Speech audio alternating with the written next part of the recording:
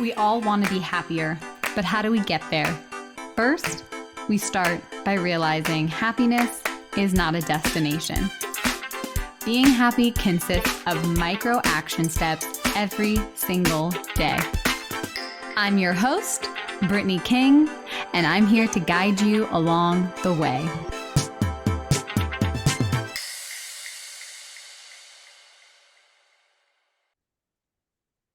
All right. Hello, my beautiful friend, and welcome back to the Positively Real podcast.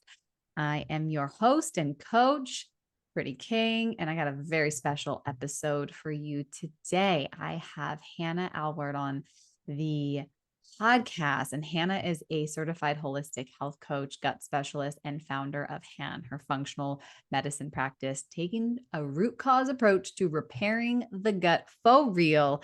And let me tell you, when I was able to connect with Hannah, I was like, this conversation needs to be had. I've been talking about this so long in my personal life that I'm so excited to get to have this conversation on the podcast and share it with you who's listening. So, Hannah, welcome to the show. Thank you so much for having me. I'm so excited to dive in. So, why don't you share a little bit about your background, kind of how you got into gut health, and then we'll go from there. Yeah. Um, as mentioned, I'm Hannah Aylward, and I'm the CEO and founder of HAN. And at HAN, we really help women around the world overcome their chronic digestive issues by taking a real root cause and functional approach to like thoroughly repairing the gut. The easiest way to explain it is really like we dig deep, we kind of look under the hood to understand what's actually causing all of these digestive symptoms, as opposed to kind of slapping on band-aids and being like, oh, you're bloated, just take this, or you're constipated, just take this. We want to understand why, right? Because a lot of the times you didn't always have these symptoms. You weren't always reacting to these foods. You weren't always experiencing constipation. So something's kind of happened, and we want to dig deep underneath the hood, I guess you could say, and really assess what's going on there to help our clients not only minimize symptoms, but potentially get rid of them for good, right? We don't want to just kind of symptom suppress. And yeah, I mean, I could go on and on about all of that, but really, I got into this work because I needed it, truly. Like I think a lot of us do. And I was struggling with chronic digestive issues, and nothing was really working, helping, making sense. Like I was kind of the girl that I ate really healthy, I exercised, like I had my whole life, I was an athlete. I look healthy on the outside, and I was just like struggling with this bloating. I would eat a sweet potato and I would look 6 months pregnant. I would eat an apple and I would look 6 months pregnant with bloating. And I just wanted to be able to like go out with my girls and wear my high-waisted black jeans. I just was like, what is going on?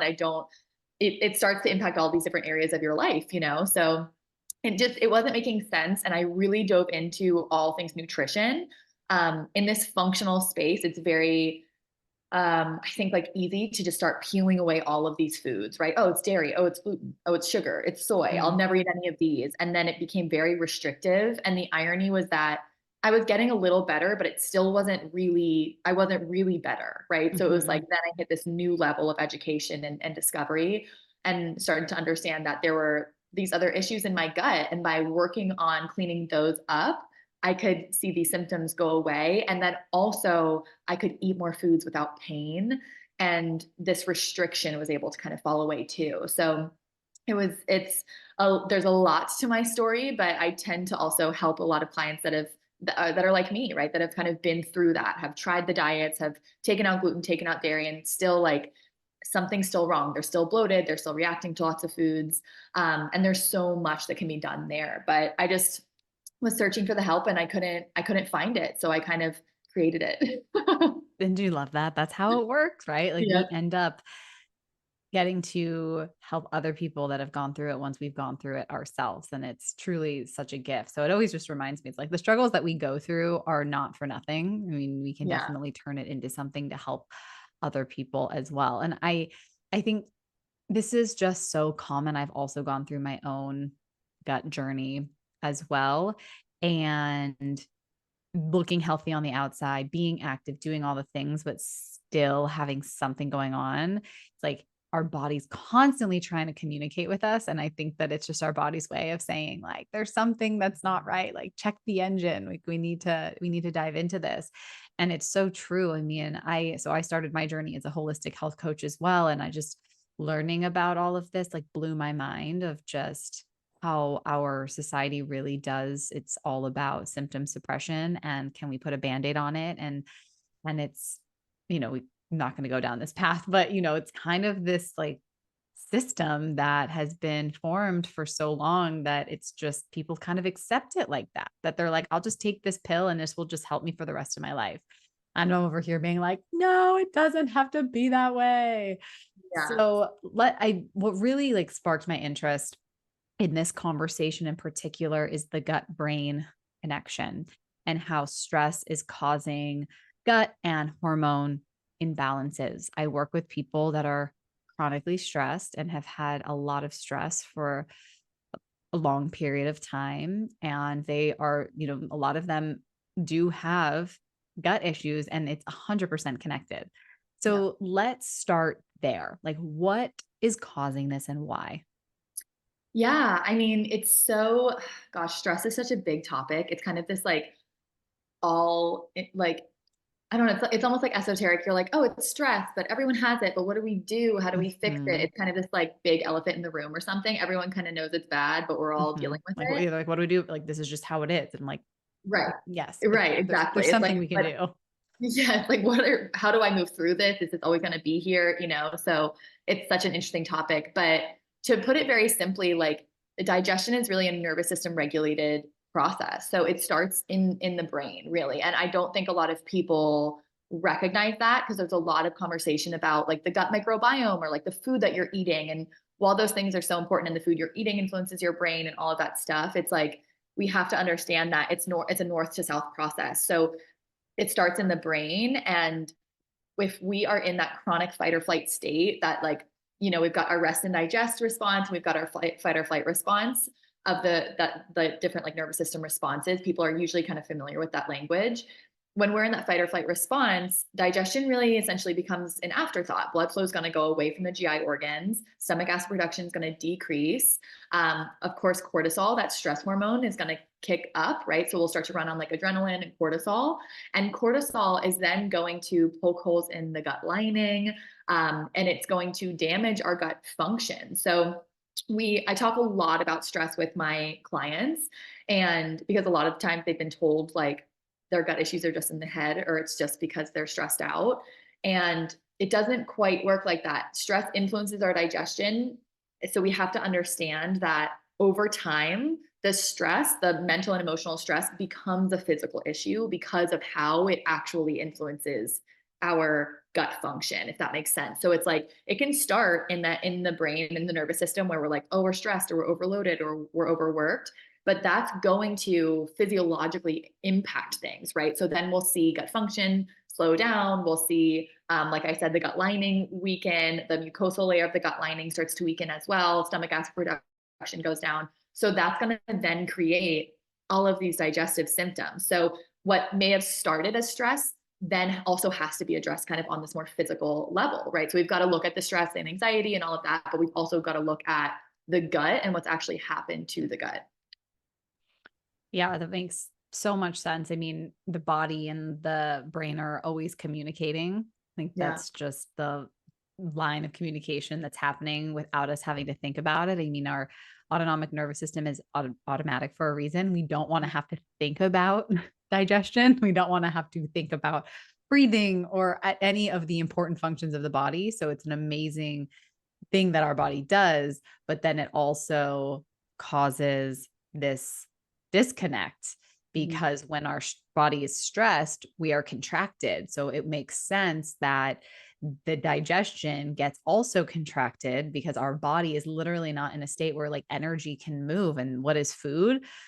Food is energy. Like it gives us energy to do things. So it's so fascinating to make that connection. Yeah. So it manifests in our body then. So like stress might, start with how we perceive what's going on in our external, whether something is dangerous or not, or a threat or whatever. And then over time, it starts manifesting within our body. So how long? I know it's probably different for every person because everybody's nervous systems and experiences are different, but how long can someone go with chronic stress before it starts impacting their digestion? Yeah, that's a really interesting question. You'll feel the effects of it pretty immediately. Like Mhm. you'll be able to feel it in your body. We can feel that gut brain connection with the feeling of like butterflies in our tummy. Mhm. That's the vagus nerve. Our brain is going, "Ooh, like I'm nervous or I'm excited," and then we can feel it in our stomachs, and then we may have to like run to the bathroom. We didn't Mhm. eat anything. I mean, we didn't take a supplement, nothing like that happened. That's our brain. So I like to use that as an example because people usually understand that experience. They've felt that before. Yeah. So sometimes you can feel it like pretty immediately when you're really stressed. You might get acid reflux. You might have to Mhm. run to the bathroom. Things might be running right through you, whatever that is. But I would say typically like your body is so resilient and so strong, and not all like cortisol is bad. I mean, it's there for a reason. Our stress response is there for a reason. It's there to protect us. So if I go to step off a sidewalk and there's a car coming, like I want my stress response to kick on and jolt me back and for me to be able to react quickly. Mhm. Digestion is not necessary in that time. Right. You don't need So it. I mean, the body is like amazing. I mean, it's Yeah.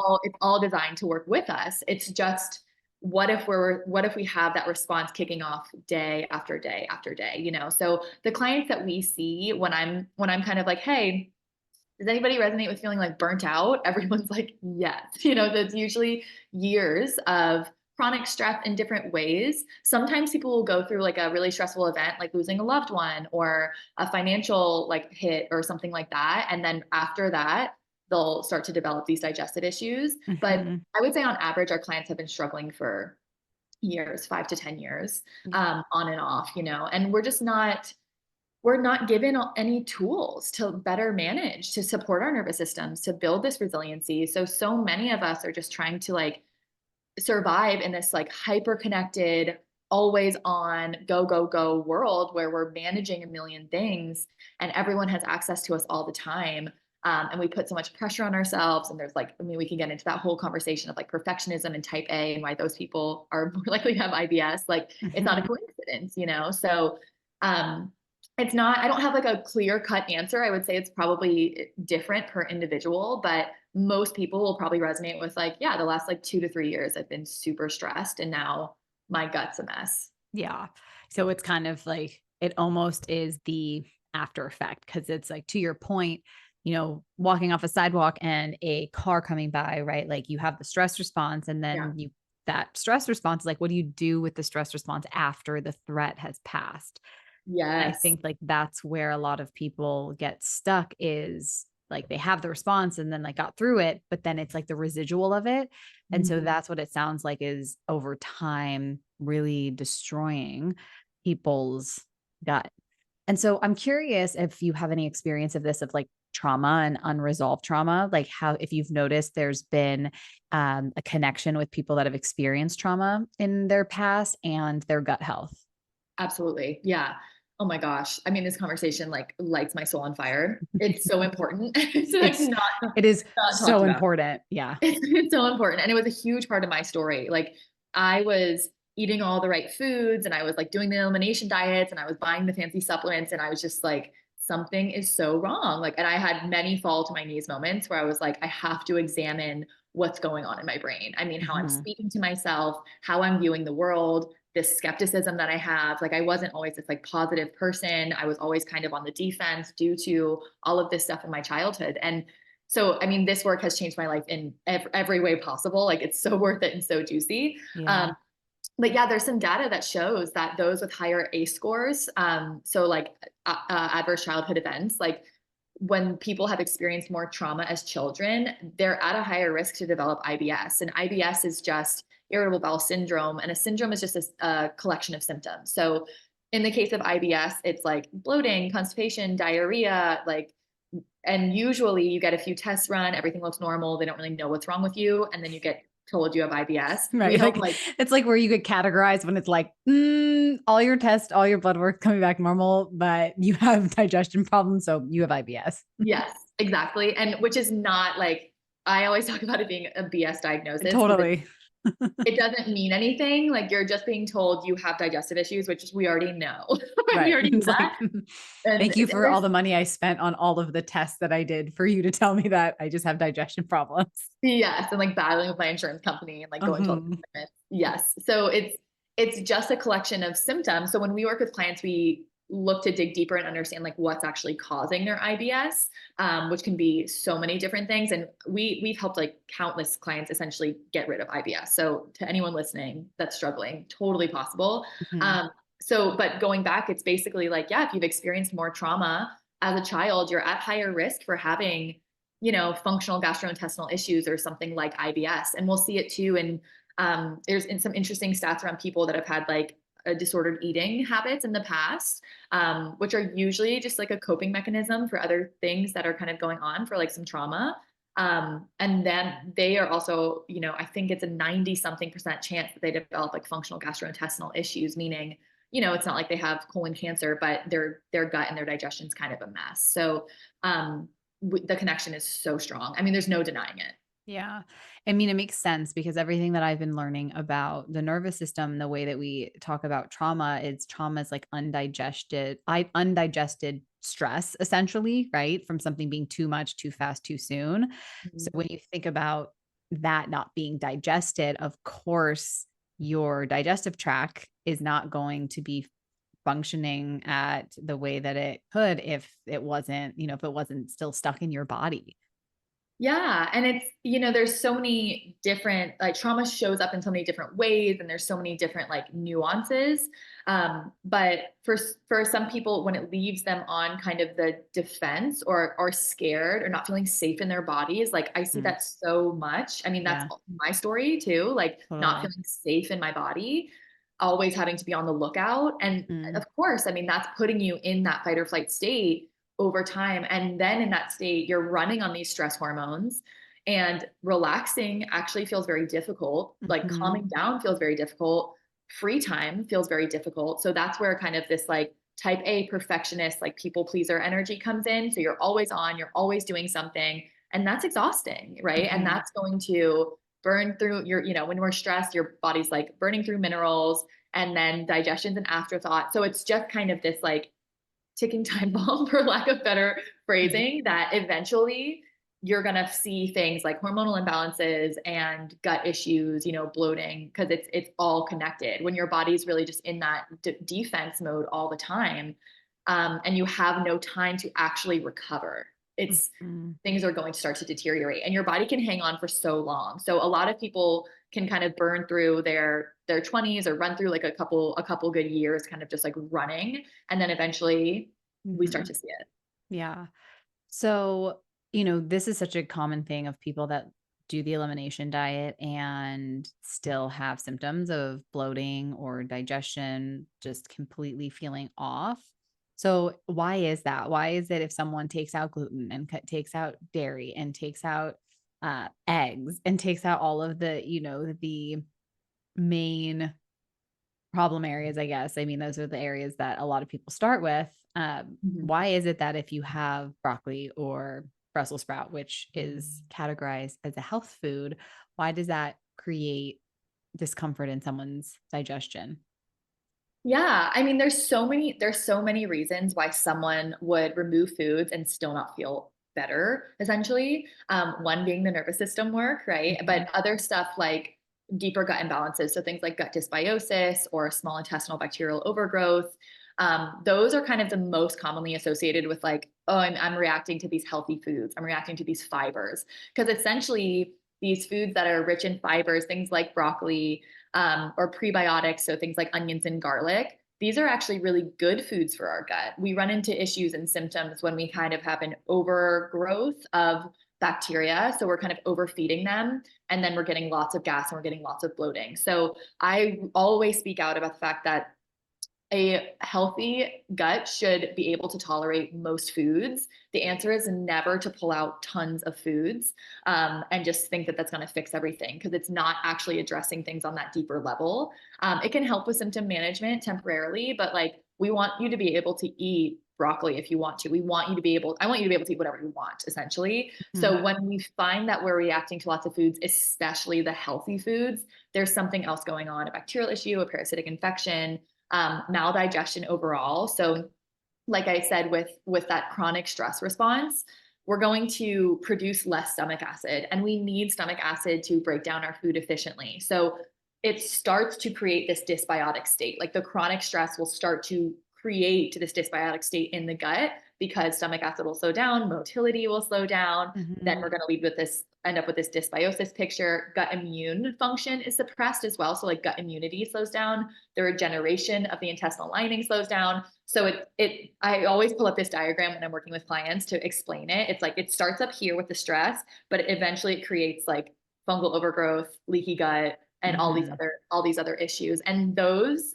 kind of issues in the gut create the reactions to the foods. So Mhm. um, you can really pull out any foods that you want at that point. It's still not really going to fix the issue. And Yeah.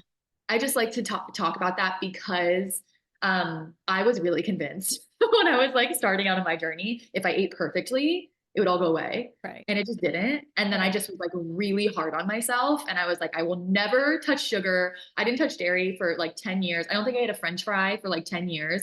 What a miss. Like, You're there's like so much. you're like, all those french fries that I missed out on. Oh my Well, and it, gosh. like, really demonizes food, and it makes it good, like, gets into that, like, good or bad in the labeling, which creates a whole different slew Yeah. of, like, mental challenges with food, of, like, making it bad or good, and I Mhm. think that's a lot of I think that's a lot of a, approach is to remove. Like, Yes. "Okay, this is the problem, remove it," which again, it's a sneaky Band-Aid approach because even though you're not putting a Band-Aid on it with medication, you're still not solving it. You're like, "Oh, just get rid of it, then it'll be fine." But what you're saying is like your gut should not be functioning in that way, no matter like what you're putting into your body.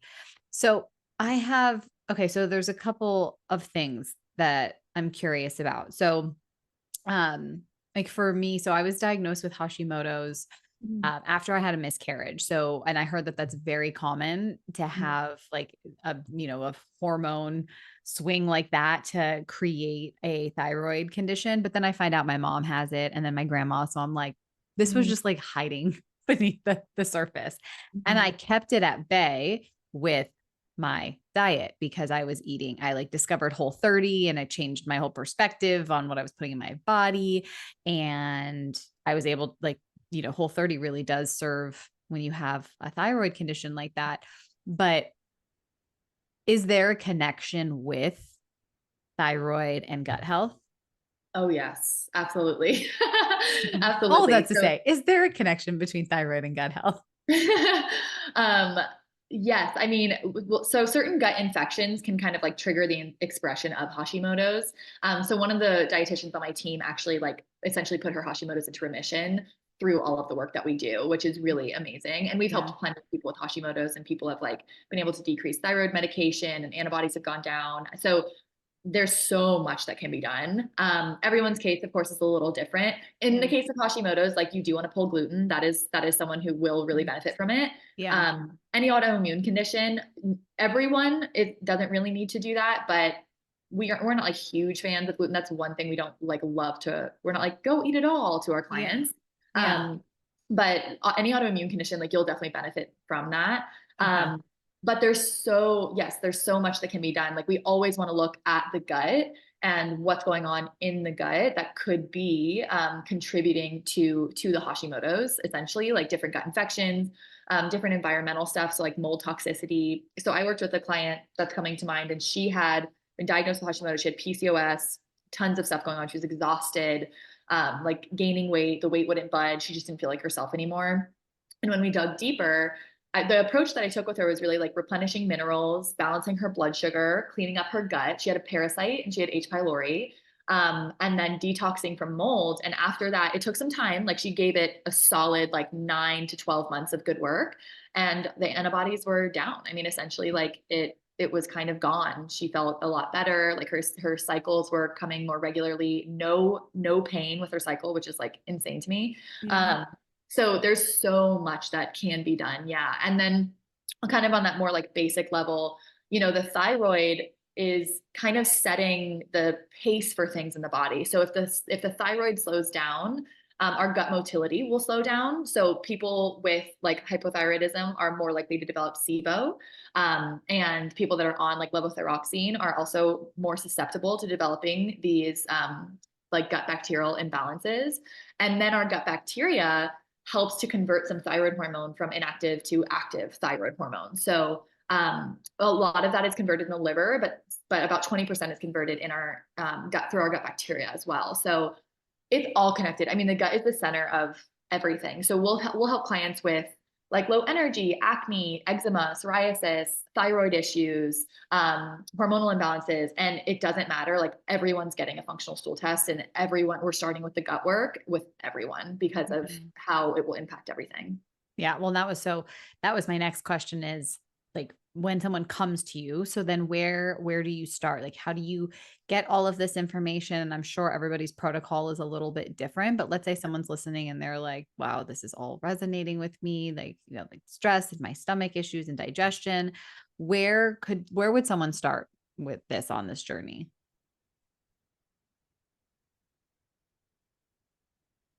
Oops, sorry, it cut out for a second. Oh, okay. Can you hear me? Yes, I can hear you. Okay. Okay. The question was like, where could someone start? Oh, like it's stuck. Is it stuck? Okay, now we're good. Okay, good. What was the last thing you heard? I think you were saying where would someone start? Oh, yeah. Where would someone start? Okay. So we start with a lot of foundational work with our clients where we're going to work on optimizing like blood glucose levels. So balancing blood sugar levels, that's going to influence everything. It's going to influence your gut health, your energy, your sleep, your skin, your hormones. Like you cannot balance your hormones without balancing your blood sugar. So we start there with everyone. And we do work with nutrition. It's just it's less of don't take all these foods out. And I'm more kind of educating on, we need to make sure you're getting in enough of all of these things, adequate protein, enough carbohydrates, good fibers, polyphenols, like all of these other things, as opposed to just no gluten, no dairy. I mean, what is that? We still don't know what to do with that, So it's really like balancing your plate, balancing your blood sugar. This is essential. It's like nutrition 101. And then we're going to work to kind of open up drainage pathways so toxins can really leave the body, and also help to replete mineral status, because minerals are like so essential for all of these different enzymatic reactions in the body. So that's kind of some of our like foundational work. We're going to work to support the gut immune system as well, because that kind of helps to keep everything in balance, right? We've got all these bacteria and yeast and archaea and all of that. And the gut immune system is kind of like helping to keep that ecosystem in check. But what we'll see in clients that are really burnt out, exhausted, adrenal fatigue, which like isn't really a real thing, but it's more commonly, you can understand it as just like burnout, like they're exhausted. We'll see gut immune function be really low. We'll also see good gut bacteria be really low in these clients pretty typically. So we want to start to support that. And then we also want to work, we'll add in some functional stool testing. And this is going to help us actually understand what's going on in their gut environment, what infections are there, what imbalances are there, because that's going to highly differ from person to person. And that's where like a lot of the customization work comes in. And then we'll work to clean all of that up, which is like a big overgeneralization, but clear up the overgrowth, like get rid of any infections. Once again, very, very customized per person, while replenishing a lot of nutrients, decreasing inflammation, sealing up the gut lining, and then we'll see like lots of symptoms go away. So that takes our process and kind of distills it into something you can understand. But we're looking at like a couple good months of work, with different phases and protocols throughout it. Yeah, so that brings me to the question of like, I mean, obviously it would depend on the status of someone's digestion and gut, but typically what do you see? How long does it take someone to restore balance in their gut? Yeah, all of our programs start at 4 months because that's where we see we can really make changes with clients. But honestly, I'd say 4 months to like a year. Like you want to be able to put in some consistent work there, but it doesn't have to be miserable. And that's the thing too. Like we're not having you on this like low FODMAP diet or this like super restrictive diet. You just won't be able to do it for that long. And we are very much realistic. Like our clients are people get married while working with us. They'll like go on a cruise, they'll travel. I mean, that's a big chunk of time. So it's not that you have to be on this really restrictive protocol perfectly for so many months. But we just want to be kind of like working on things consistently for a bit of time. And I know it's probably what people don't want to hear, but if anyone's saying that they can like heal your gut in 30 days, it's just not a thing. No, It's no, just there not a are thing. no quick fixes like this kind of No. stuff because it's like the healing process, but then it's the maintaining it. And there's, Yes. like, you have to do that maintenance in order to get the long lasting effect of it. But I agree. I mean, anyone that sells anything that's like, it have this in 30 days, or it's impossible. Yeah. You can't do it. And you guys have to think of how long it took to create the problems. Like it's not going to be fixed like this.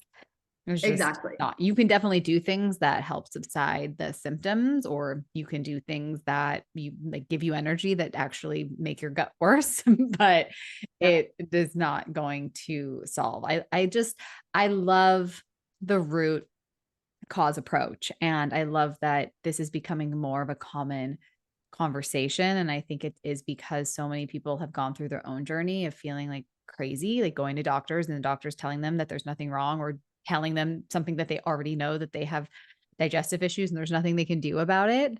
I think my nanny comes to mind, not that it's digestion, but she has arthritis or rheumatoid arthritis. And her doctor told her that she'll never, like, that's how it's always going to be. And she's going to have to continue to get these treatments and injections. And we have these conversations often. I was like, actually, there is a Mhm. different way. And so something that we've been having a lot of conversation about and is about anti-inflammatory. So I know you don't subscribe diets and it's not like do this, do that, but what are your thoughts about the anti-inflammatory diet? Yeah, I mean, to be honest, I would need to see what that even exactly meant. I'm going to assume it means like more fruits, more veggies, like Yeah. more Like, anti-inflammatory foods, whole yeah. foods.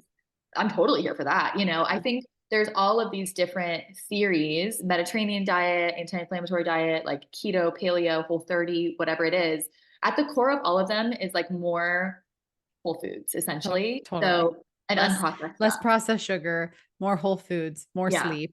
And it's funny because I feel like more and more are talking about stress too, Mhm. of like being able to manage your stress. So it really does come back to being able to manage stress, because like to your point that you said earlier, it's like we need our stress responses. Like we Mhm. depend on it for survival. We wouldn't be here as a species if it wasn't for the stress responses that we were, born with, and like the way that we were, like our evolution, it depended Mhm. on it. But it's just learning how to better manage the stress responses and recognizing that whatever you are putting into your mind is Mhm. affecting your body. There's no denying it. So if Ab someone isn't ready quite to like start a protocol, or they're not quite there yet, what are some things that they can do that can help them, that doesn't include cutting out all the foods? Yeah, I would start with balancing your blood sugar. So, what we want to make sure is that you're getting in enough protein. Okay. At every meal, protein is going to be like number one thing to make sure you're getting in enough of. And pairing that with like a good carbohydrate, fiber. I mean, fiber is a carb, but I kind of like to put it in its own category Yeah. so people get enough in, and fat. So, it's quite simple once you like know how to work it. So, it would just be like a few eggs for breakfast, avocado, some fruit. I mean, it's simple. It doesn't need to be this like overly complex thing. It could be a smoothie with like a good protein powder in there, almond butter, berries, spinach. There you go. Like takes 2 minutes.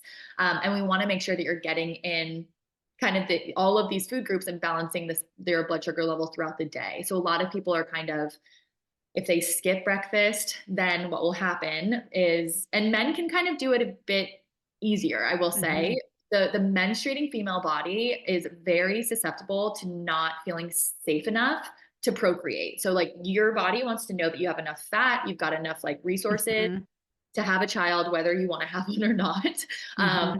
And no judgment there. But your body is like, are we safe enough? Are we good? Do we Hmm. have enough fuel? So women, I would say overgeneralization, but very typically I see like the fasting thing. It doesn't really work. It works for a period of time. Then the body crashes. I see it over Yeah. and over again. So a lot of people are like skipping breakfast, getting their kids ready, or running out the door, or whatever it is, maybe working out on an empty stomach, eating at noon, right? And when we do that, your blood sugar is going to dip low. And when it dips low, your body's going to kick out cortisol to raise your blood sugar levels because Mhm.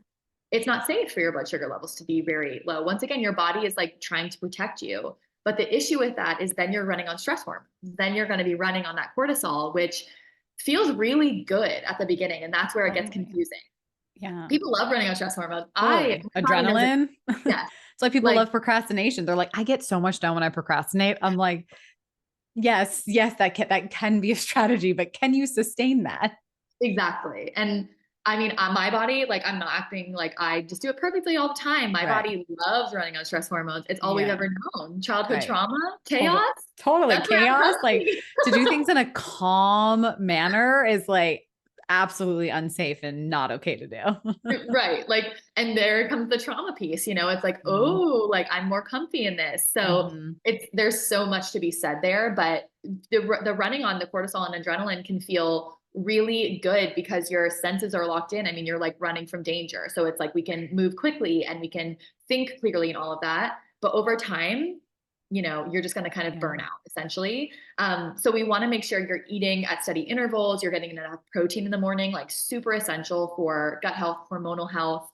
And Yeah. that's just a really easy place to start. Like aim for 30 grams of protein at every meal. Don't go more than like 4 hours without eating. I would say the sweet spot for most people is kind of um, 3.5 to like 4.5 hours. Like we don't want to push like 6 hours, 2 hours. We kind of need a little bit more time. It's usually like we didn't eat enough if we have to eat in 2 hours. So we Yeah. want to be able to, it's not about not eating. It's just like your meal should kind of sustain you for that long, kind of 3.5 to 4.5 hours is what I find in most clients. And then the blood sugar will kind of start to drop if we don't have enough fuel. So we want to kind of refuel there. But that's just a really easy place to start. And everyone can do it. And you can make it work with like the food that you like, what you enjoy. You can go out to eat and make it work, like salmon and veggies and a baked potato. I mean, you can do it. So that's where I would really start. And you will notice like your energy will increase, your sleep will get better, your bowel movements will get better. I mean, it's a game changer. Yeah. I love that. And I love how simple and really like actionable that people can start implementing today or tomorrow when they have breakfast. So, what are your thoughts? Well, I have two questions. So, what are your thoughts with people that do morning workouts like 6 a.m.? Yeah. Would you Mm, suggest that they eat before or do you suggest that they eat after? And I know yeah. like protein after you work out, within that time frame, within 30 minutes is crucial for your body and your muscles. But what are your thoughts about eating before early morning workouts? Yeah, I think it really depends on where you're at with your health now, Mhm. and how frequently you're doing it. If I'm being honest, like I think you could get away with it once a week or something like that. If you're someone that's listening to this and you're like, I'm exhausted and I'm pushing myself to get to these 6 a.m. workouts because it's the only time that I have, and I'm like already feeling burnt out and I'm kind of wired and tired, like honestly, you shouldn't be working out 6 a.m. So we Yeah, should just so put that 1,000%. It's altogether. time to reevaluate when you're get your workouts in. Yeah, and it's just like, where are you at now? And I think that that conversation is like really overlooked in the health space because everyone's like taking in all this information that's kind of generic. But Yeah. you've got to understand like what's your health picture looking at now, Yeah. looking like now. So we'll kind of take people off of intensive workouts when they work with us because Totally. they need more energy for their gut to repair. Like if Mhm. their muscles, if they're like essentially um, needing all this like energy to repair their muscles. I mean, that's really an energy intensive process. So how can we scale that back so we can kind of like push that energy to another place in the body so the gut can repair? Mm. But I would say I would rather you eat something, eat half a banana, like eat Mhm. something rather than go completely fasted. Eat like half a protein bar, a Go Yeah, just Macro bar like or something something. for energy. Yeah, just give me a little something. Like we've got these protein balls in my cookbook. I always tell people I'm like, eat like two of those because it's like a little protein, a little fat, a little carb, and it's easy. It's not like you have to sit down to like a plate full of eggs or something Yeah. when it's like 6 a.m. and you're about to work out and that's not what Right. you're wanting. Yeah. Um, or even like collagen in like your matcha or something, like get something in, a little protein, fat, like full fat coconut milk. I'd rather you get a little something in than nothing at all. Okay. That, I mean, so much of what you're sharing is so similar to like what I experienced with my own health. Like I was doing the fasting and like it just, there's so many things in my hormones. I never had a regular period. Mm, And then when I got pregnant, and it took me a little bit to get pregnant. And then when I got pregnant and I had a miscarriage at 12 weeks, it was like it opened up my eyes to how actually unhealthy I was inside. Like I looked like a picture of health, like yeah. just looked so healthy. And my energy was like but also I'm like I'm a projector, so I take on people's energy. So I don't actually know what was my own energy and what was not because I'm just like I just go off of the energy of the people around me. But so much of what you're sharing, and it really like the miscarriage opened my eyes to so many things. It was like the biggest blessing in a very Mhm. painful period of my life. But really understanding that because I mean, I worked out all the time. I worked out sometimes twice a day. I'm a spin instructor. I only teach spin once a week now. But at Yeah. one point in my life, I was teaching sometimes Ooh, sometimes 8 times a week. I'm like, that's more times than days in a week. Like I would be teaching twice and then I would do my own workouts, like so unhealthy. And obviously once I addressed a lot of the internal work and like the unhealed trauma from my childhood and really started going down my own healing journey, all of that changed. But it's just so fascinating because you hear what people tell you of like, do this, do that, do this. And so many of those habits, when it's done, can actually create a lot like very unhealthy internal world. And it's just kind of mind blowing. it is. It's very mind blowing. I mean, my history is similar. Like I was exercising so much. I was taking so many HIIT classes, So and many I'm hit telling you, classes. like, and I was getting up early, and I was just drinking coffee, and then I was going to HIIT class, and I felt okay, but not really present in my body. And my Mhm. relationship to my body was like way worse than it is now. And my energy was quite wiry, and I was like very reactive to foods. My gut was kind of a mess, but I was like okay enough to not fully take a look at Yeah. it. But Mhm. I can tell you right now, I mean, I do like 25-minute strength training workouts, and like I walk, and I just if I miss a day, I don't worry about it at all. And that would have spiraled me years ago. I would have never Mhm. missed a day. And now I'm like, can I get in 3 days a week? Like if I do that, I'm doing great. Um, Mhm. and my body, like my body looks better than it ever did. Like it just found its own natural kind of just like spot. It's no Mhm. longer this like battle where I'm battling to keep my body this way, or I'm Yeah. fighting. Like I always felt like I was at war with my body. And Yeah. now gosh, it's such a deep conversation. Like I think I also trust myself a lot more now, but I had to kind of ride those waves of like, okay, what Mhm. happens if I don't work out 7 times a week? Like what happens if my body wants to feel safe? How can I do that? It means slowing down. What is that bringing up for me? Ooh, that's Mhm. scary. Mhm. Like Totally. what's It underneath all of that? And then being able to address that. So it really Yes. is like the way that I view health is there's spiritual health, there's physical health, there's mental health, there's emotional health, like, and all of those, work together in order to create ultimate well-being. And Absolutely. you can't just focus on one area. And I think it's so normal to just focus on, your physical health and not think that it impacts these other areas, but it's all interconnected. And it's like once you start really diving into this work or even just being curious about it or having a thought, there has to be a different way or this can't Mhm. be it. You really have to become your own health advocate. I talk about this on my show all the time because I that's what I did, especially after having a miscarriage and the doctor being like, "Oh, just come back pregnant in a couple months." I'm like, I know miscarriages are common, but I know there's something else going on. Yeah. And I had to take matters into my own hands. And I'm so glad that I did because I uncovered so much that I wouldn't have if it Yeah. wasn't, for that curiosity of like, this can't be it. Like that this has to all be connected in some sort of way. And Yeah. so it's very eye-opening. I love something else that you said too about you kind of have to you have to meet yourself where you're at and like your current state and where your body is. And I think it's like letting go of what worked in the past. Mhm. Like just because something might have worked for you or you thought it worked for you doesn't mean that it's going to work in your present self. Like it's really important to consistently reevaluate the things that you're doing, the food that you're eating, the exercises, how often you're doing them, and just really checking in with yourself. And I love that when you work with people, you take them off high intensity workouts, because I think that like startles people. Yeah. And it's like, well, how am I supposed to, keep my weight off and blah, blah, blah. And it's like, when you go on vacation and you go to like Italy and you eat pasta and pizza and all the things and you don't gain a single pound.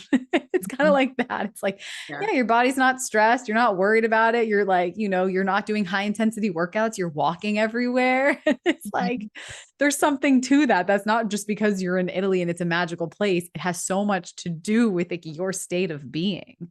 Absolutely. Yeah, and there's so much fear there. Like there's so much Mhm. fear for people around what will happen if I slow down. I mean, there was Mhm. for me. For And sure.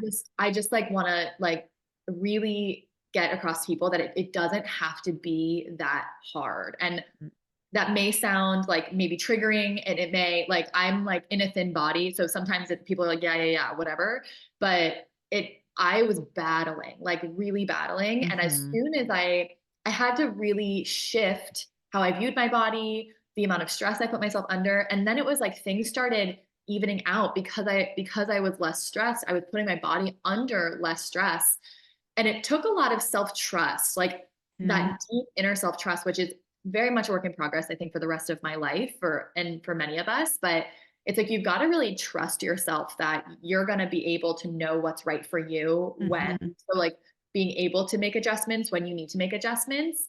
And I think that's like at the root of it. Like we all want to be given a protocol. We all want to be told what to do. Totally. But I'm like, you already know. Total You a already know what thousand you need to do. percent. And it's like, yeah, people like just tell me what to do and I'll do it. I'm like, but will you?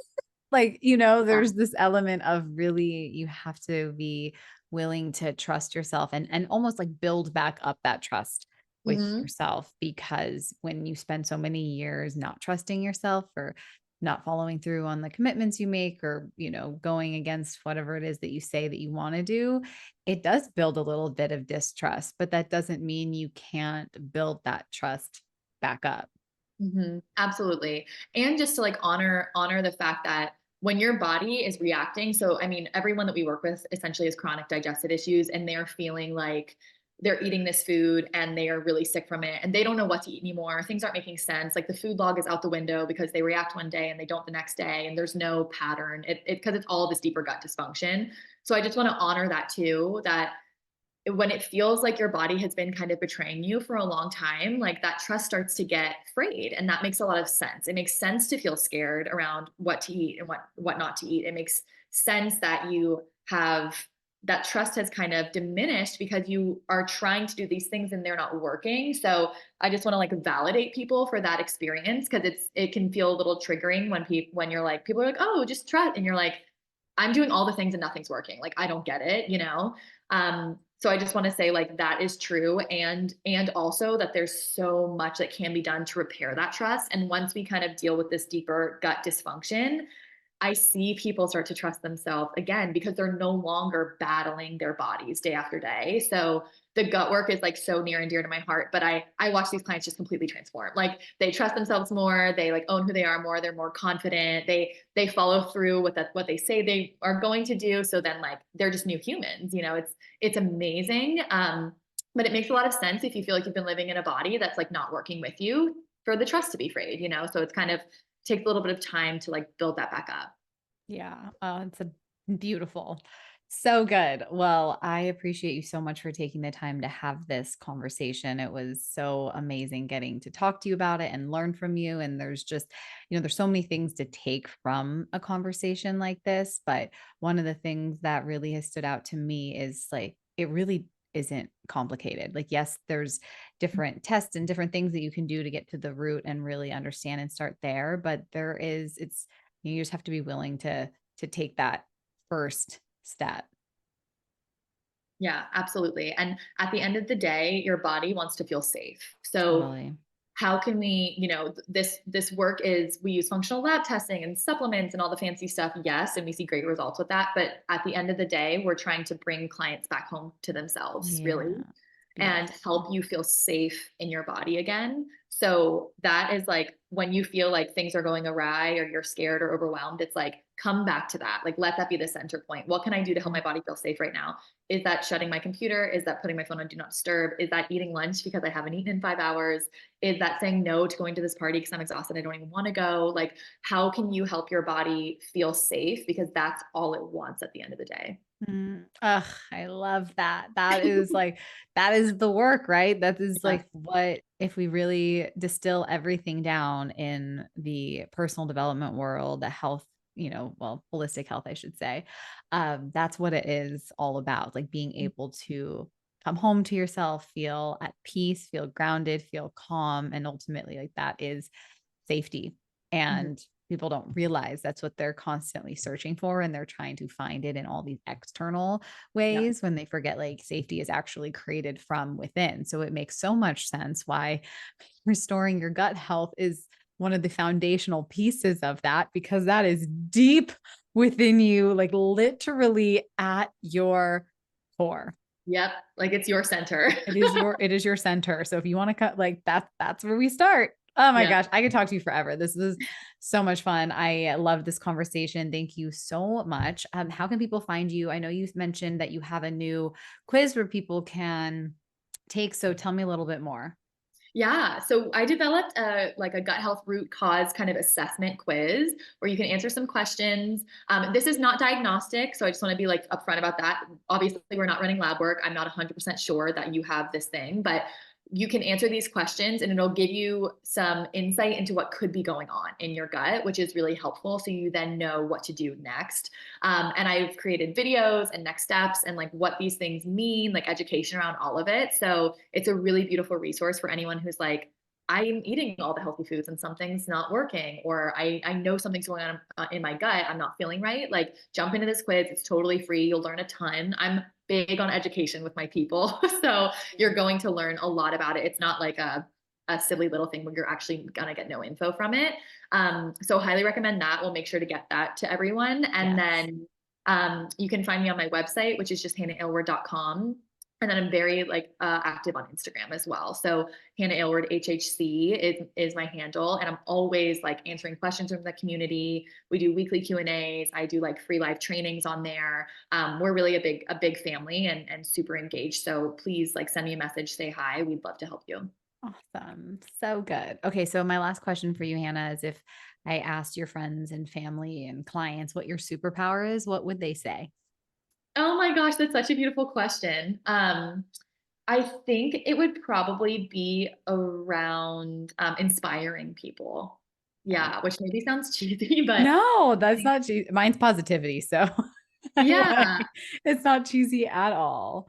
yeah, I think it's like I will always see the potential in someone and see their highest self, and I'm like, no ifs, ands, or buts, like we'll get you there. Let's go. Like, Yeah. that's where my I love Capricorn comes out. I love that so much. I got tagged by one of my past clients and friends of this woman saying, like, everybody needs that one delusional friend that believes in you wholeheartedly and is going to Yeah. hold you accountable to your highest self and your highest dreams. And I was laughing because that's 1,000% me. Like, I am Yeah. 100% the delusional bestie that is going to be like cheering you on. And it sounds like you're also the delusional bestie. 100%. And then I'm like, is it And delusional? I know, No. no, it's not delusional at all. I'm like, this No. is this is a way of being. I love Yep. it. Well, thank Totally. you again so much for your time. I'm excited to continue to learn from you. And I will make sure that I share all of that in the show notes so people can reach out if they have any questions. Thank you so much for having me.